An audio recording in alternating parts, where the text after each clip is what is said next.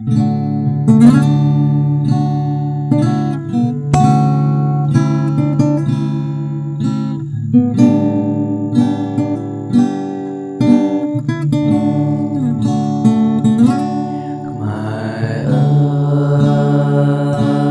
រោមចូលឡើង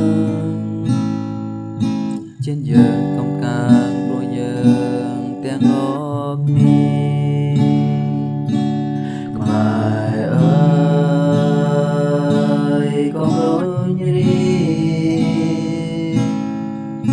យើងសាមគ្គីគ្នា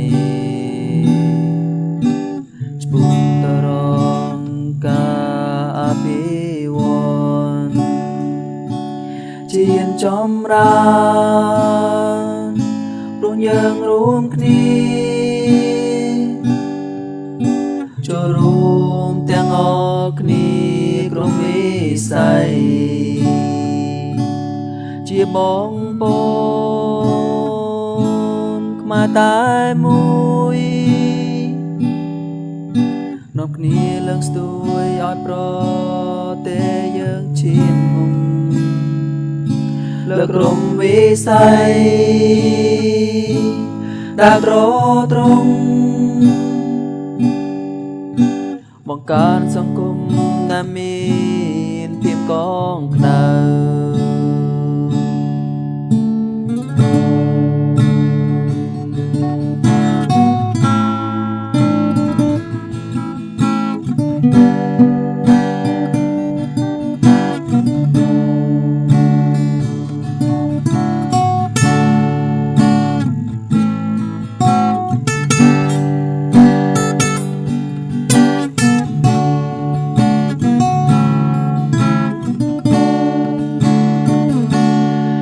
បងប្អូ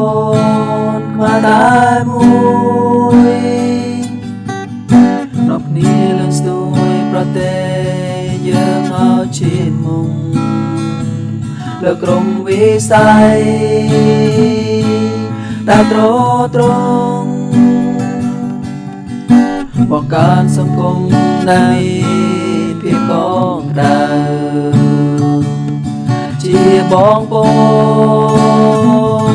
នខ្មែរតែមួយនាំគ្នាលើកស្ទួយប្រទេសយើងឲ្យឈានទៅមុខលើក្រុមវិស័យ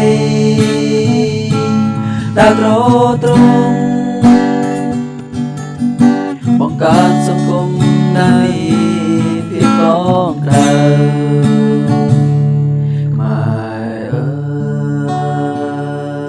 ក្រោមចូលឡើង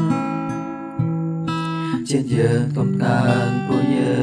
ងទាំងអស់គ្នាខ្មែរអើយកុំរញរីយើងសា